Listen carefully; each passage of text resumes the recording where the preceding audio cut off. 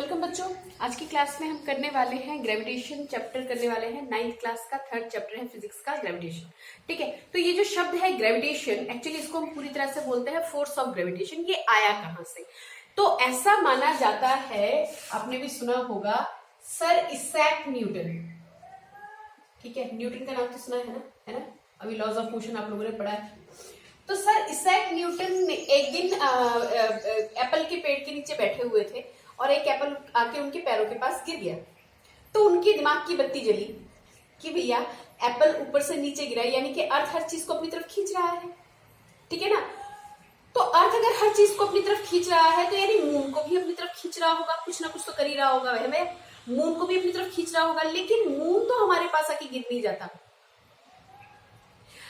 कैसे पाथ में रिवॉल्व करता है? सर्कुलर पाथ में रिवॉल्व करता है। कौन सा फोर्स लगाता है? Centripetal force. अरे भैया सुनो ध्यान से सुनो, थोड़ा सा समझ लो, इंट्रोडक्शन थोड़ा सा ले लो, फिर तो काम की बात और जो है वो है करेंगे। ठीक है, तो ये हमारे पास मान लीजिए सन। ठीक है, सन के चारों ओर हमारे पास अर्थ क्या करता है? रिवॉल्व करता है। ठीक है, और ये जो अर्थ है, अर्थ के चारों ओर, अर्थ को सेंटर मानकर मून इसके चारों ओर रिवॉल्व करता है। यानी अर्थ जो है वो मून पर भी फोर्स ऑफ अट्रैक्शन कुछ ना कुछ लगाता होगा। अरे देखो बात सुनो, क्या माना गया कि अर्थ और मून क्या कर रहा है कि इसके चारों ओर क्या कर रहा है? रिवॉल्व, मतलब मून इसके चारों ओर चक्कर काट रहा है, परिक्रमा काट रहा है। ठीक है ना? ओके, तो मून अगर इसके चारों ओर चक्कर काट रहा है तो यहाँ पे कुछ ना कुछ सेंट्रीपिटल फोर्स होगा। भैया सर्कुलर पाथ का पढ़ा हुआ है ना आप लोगों ने? सर्कुलर पाथ में जब भी कोई ऑब्जेक्ट होता है तो उसमें एक्सेलरेशन आता है। वेलोसिटी हर पॉइंट पे क्या होती है? चेंज होती है, क्योंकि डायरेक्शन चेंज हो रहा है ना? वेलोसिटी हर पॉइंट पे क्या होगी? चेंज होगी, क्योंकि डायरेक्शन क्या हो रहा है? चेंज हो रहा है। और डायरेक्शन चेंज हो रहा है यानी वेलोसिटी चेंज हो रही है, वेलोसिटी चेंज हो रही है, यानी वहां पे क्या आ गया? एक्सेलरेशन। तो सर्कुलर पाथ पे जहां पे हम एक्सेलरेशन की बात करते हैं, वहां पे कौन सा एक्सेलरेशन आया? सेंट्रीपिटल एक्सेलरेशन आया।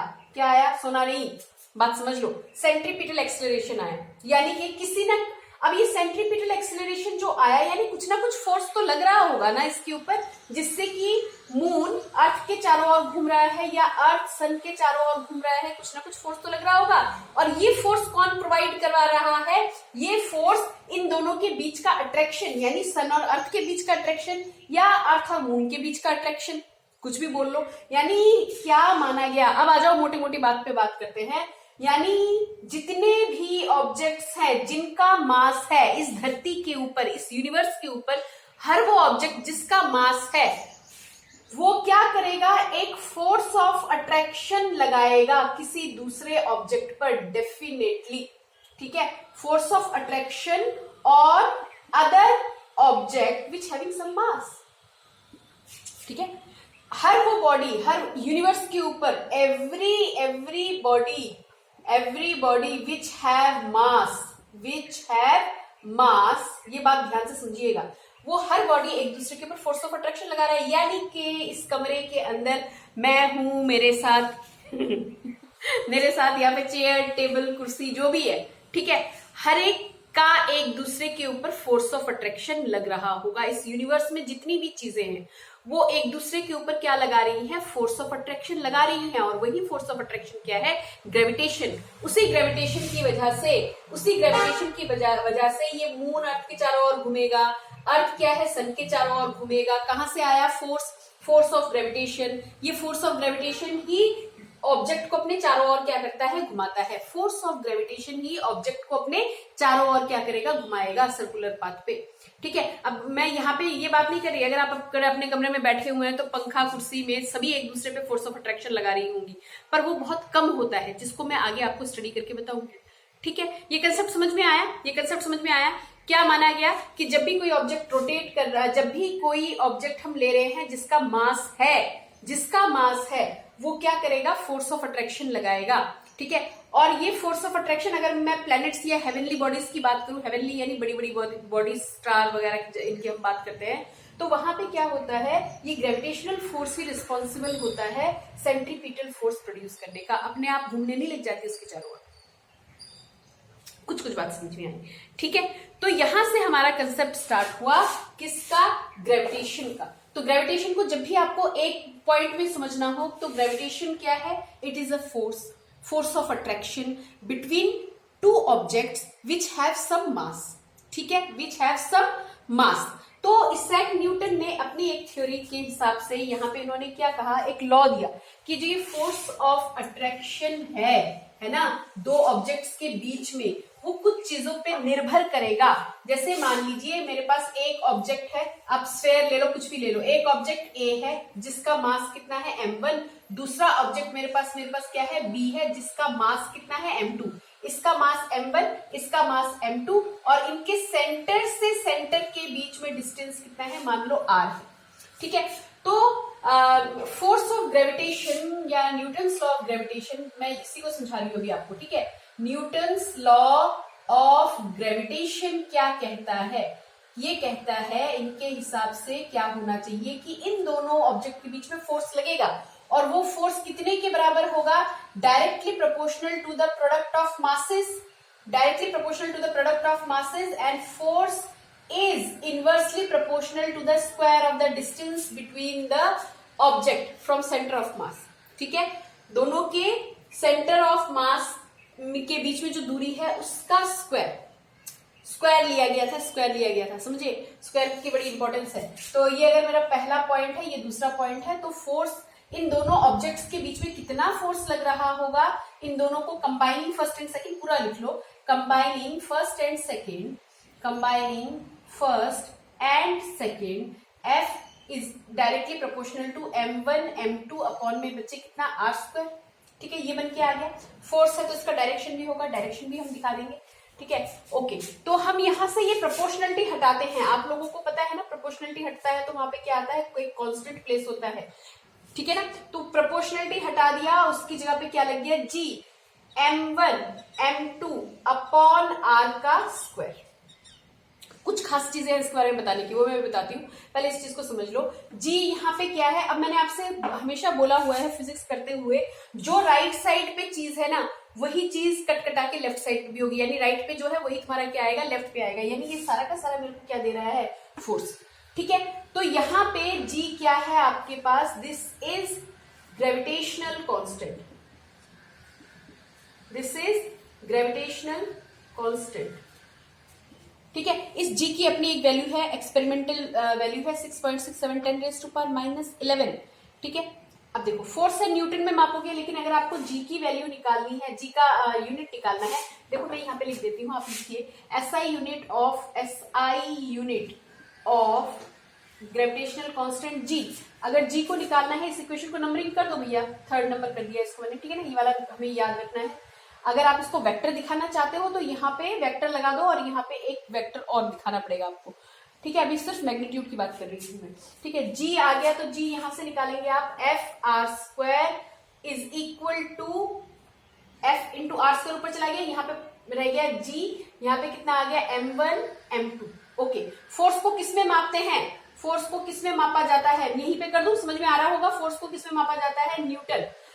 डिस्टेंस को किसमें मापा जाता है, मीटर, मीटर का कितना हो गया, स्क्वायर। मास को किसमें मेजर किया जाएगा, kilogram, kilogram multiplied by kilogram कितना देगा, केजी के ऊपर 2 इज इक्वल टू जी, कितना आ रहा है, यूनिट न्यूटन मीटर स्क्वायर पर kilogram square, this is SI unit of gravitational constant. और एक्सपेरिमेंटल वैल्यू की बात करते हैं, G is equal to 6.67 10⁻11 newton metre square पर किलोग्राम स्क्वायर, ठीक है। तो ये बात हमारे पास आई कि भैया ये हमारे पास एक रूल है जो न्यूटन्स लॉ ऑफ ग्रेविटेशन के नाम से प्रचलित है, और हमने क्या पाया कि जो जितनी भी ऑब्जेक्ट यूनिवर्स के ऊपर जितनी भी ऑब्जेक्ट है, तुम मैं अगर एक क्लास में बैठे हुए हैं तो हम लोग भी आपस में एक दूसरे पे क्या लगा रहे होंगे, फोर्स। तुम अगर कमरे में बैठे हुए कुर्सी, कमरे में रखे हुए कुर्सी की बात करते हो तो कुर्सी भी तुम पे फोर्स लगा रहा होगा, तुम भी कुर्सी पे फोर्स लगा रहे होगे, लेकिन वो इतना कम होगा कि दिखेगा नहीं। बस एक शब्द में याद रखिए कि यूनिवर्स में जितनी भी ऑब्जेक्ट है जिनका कुछ मास है, वो एक दूसरे पे क्या लगाते हैं, फोर्स ऑफ अट्रैक्शन लगाते हैं, और उसी फोर्स ऑफ अट्रैक्शन को क्या बोला जाता है, ग्रेविटेशनल फोर्स, ठीक है। वहीं से कंसेप्ट आरंभ होता है किस चीज का, ग्रेविटेशन का, फोर्स ऑफ अट्रैक्शन से। कुछ मजेदार चीजें ग्रेविटेशन के बारे में हम पढ़ लेंगे। जो ये ग्रेविटेशनल फोर्स है ना, इसके कुछ पॉइंट्स लिख लो। वीकेस्ट फोर्स है, नेचर में जितनी भी फोर्सेस हैं उन सबके अंदर वीकेस्ट फोर्स जो है वो यही है, तो बच्चों कुछ पॉइंट्स मैंने इसमें लिख लिया है आपका टाइम बचाने के लिए, नोट डाउन कर लो, बहुत इंपॉर्टेंट पॉइंट्स है। जो हम ग्रेविटेशनल फोर्स पढ़ रहे हैं ना, पढ़ा ना आपने, F is equal to G m1 m2 upon r square, है ना, एक फोर्स हमने पढ़ लिया ना। तो ये इसके बारे में कुछ चीजें समझ लीजिए कि gravitational force is the weakest force in the nature.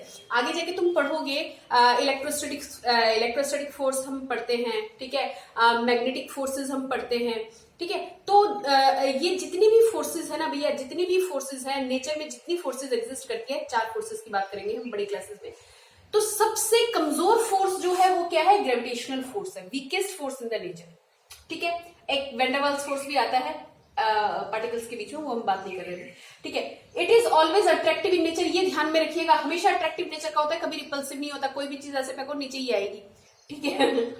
The range of gravitational force is very high, बहुत हाई है। अब इस चीज की बात समझो, जो रेंज है ना, यानी ग्रेविटेशनल फोर्स का जो रेंज है, कहां तक फोर्स लगा सकता है, बहुत दूर तक फोर्स लगा सकता है। नहीं तो सोचो जरा, सन से जो अर्थ है ना, उसका डिस्टेंस लगभग अर्थ और सन के बीच की डिस्टेंस की बात कर रही हूं, अर्थ एंड सन के बीच का जो डिस्टेंस है ना, वो लगभग 14 करोड़ 67 लैक्स, यस, 10⁵, इतने किलोमीटर की दूरी पे है, इतने किलोमीटर की दूरी पे अर्थ सिचुएटेड है। लेकिन फिर भी फोर्स ऑफ अट्रैक्शन वहां पे लग रहा है, तभी तो घूम रहा है ना।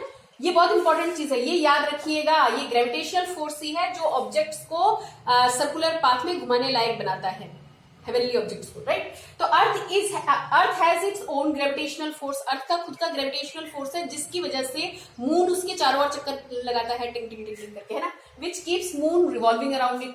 एक नोट करने वाली बात जो अभी मैंने बताई, the motion of the planet around the sun is due to the centripetal force provided by gravitational pull of sun on earth, यानी कि सन क्या करेगा, अर्थ पे क्या लगाता है, ग्रेविटेशनल फोर्स, जो ऑब्जेक्ट पे क्या लगाएगा, सेंट्रीपिटल फोर्स लगाएगा, जिसकी वजह से अर्थ जो है वो क्या करना स्टार्ट करेगा, रिवॉल्व करना स्टार्ट करेगा।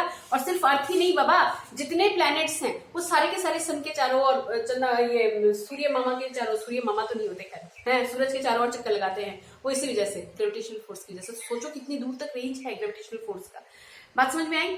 अच्छा, अब और काम करते हैं इसके ऊपर। एक चीज और याद रखो, एक बहुत इंपॉर्टेंट चीज बताती हूं मैं आपको, जो ये ग्रेविटेशन का जो फोर्स ऑफ ग्रेविटेशन जो है ना, वो 2 ऑब्जेक्ट जिनके बीच में मास है उन पे लगेगा, बेशक उसका नेचर कैसा हो, उसका साइज कैसा हो, मीडियम में है नहीं है। अभी मीडियम देखो, मैं प्लैनेट्स की बात कर रही हूँ, तो वहां पे तो कोई मीडियम है ही नहीं, वैक्यूम है, तो वहां पर भी ग्रेविटेशनल फोर्स एक्ट करता है, समझे।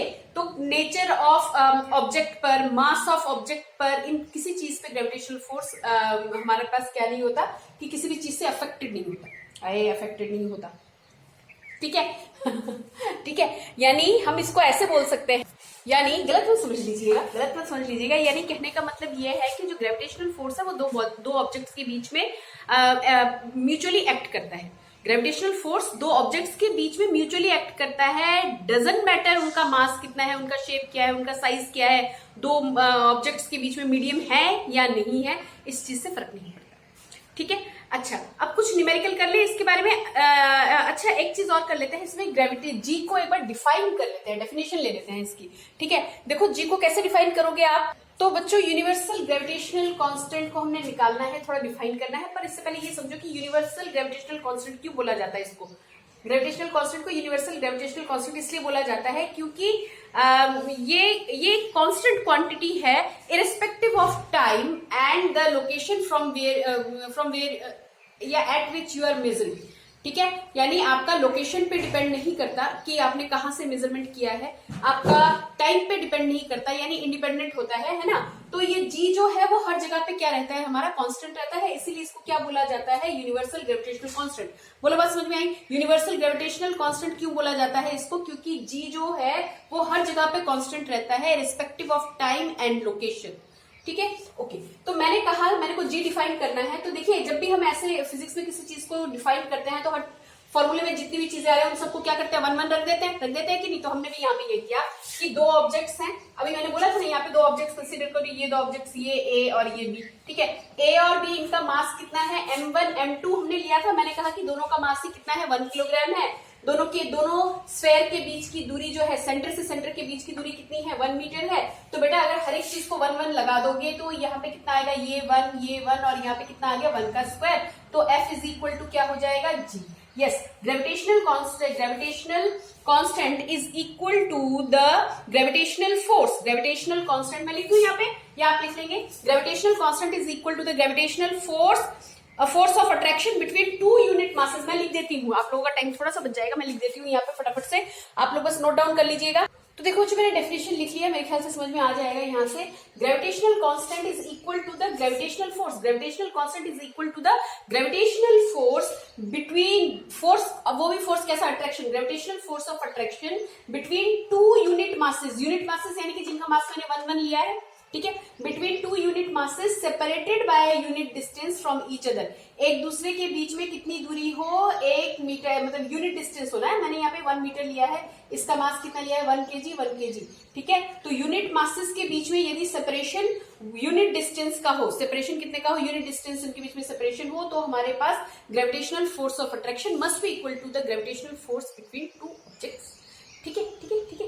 अब आज कुछ बातें और करेंगे इसके ऊपर, एक छोटा सा न्यूमेरिकल भी देखेंगे, ठीक है। अब देखिए, तो बेटा एक छोटा सा क्वेश्चन अराइज होता है कि वाई, अगर हम ये कह रहे हैं कि अर्थ के ऊपर जितनी भी चीजें हैं इस यूनिवर्स में, अर्थ के ऊपर जितनी भी चीजें हैं वो एक दूसरे पे फोर्स लगा रही हैं, ठीक है। तो क्वेश्चन ये आ जाता है कि why is gravitational force usually unnoticeable. तो दिखता क्यों नहीं, हमें हर चीज अपनी तरफ चिपकती हुई क्यों नहीं नजर आती है, उड़ के हमारी तरफ ही क्यों नहीं आ जाता, ऐसा क्वेश्चन बन सकता है, आपके दिमाग में आ सकता है।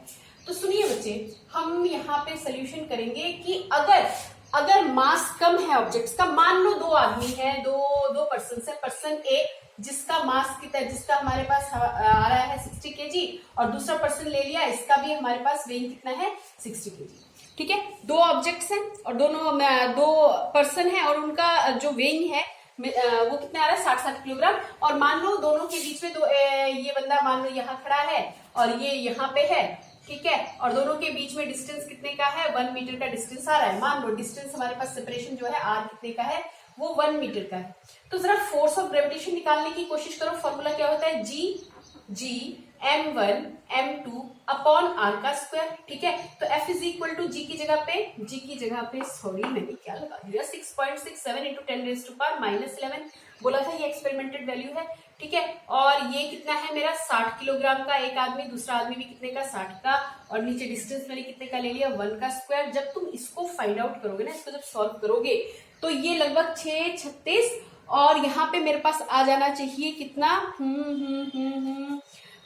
ये आता है 2.40 10⁻⁻7। एक बार कैलकुलेट करके देख लेना, क्योंकि मैं यहाँ पे रफ कैलकुलेशन मैंने किया है, ठीक है। तो 2.40 10⁻⁻7 न्यूटन। तो ये कितना कम फोर्स है, अरे 10⁻⁻7, ये वाला जो नंबर आपका आया होगा कैलकुलेट करके उससे तो मारो गोली, अभी वहां पे इसकी जरूरत नहीं है। 10⁻⁻7 समझ रहे हो, 10 की पावर -7 यानी 1 डिवाइडेड बाय 10 बार 7, इतना हल्का। तो ये फोर्स नेग्लिजिबल होता है, ठीक है, ये हमें दिखता नहीं है, ये महसूस नहीं होता हमें, ठीक है। लेकिन अगर मास आर एप्रिशिएबली लार्ज, क्या एप्रिशिएबली लार्ज, यानी एप्रिशिएबली लार्ज अगर हमारे पास हो जाए, यानी कि बहुत बड़ा हो जाए, मासेस आर वेरी लार्ज, जैसे मान लीजिए अर्थ और सन की अगर मैं बात करूं तो इनका मास क्या है, काफी ज्यादा है, तो इनके बीच में फोर्स ऑफ अट्रैक्शन भी क्या होगा, ज्यादा होगा, ठीक है। एक क्वेश्चन बना के कर ले इसको, न्यूमेरिकल का न्यूमेरिकल हो जाएगा और आपको पता चल जाएगा कि अगर ऑब्जेक्ट के बीच में,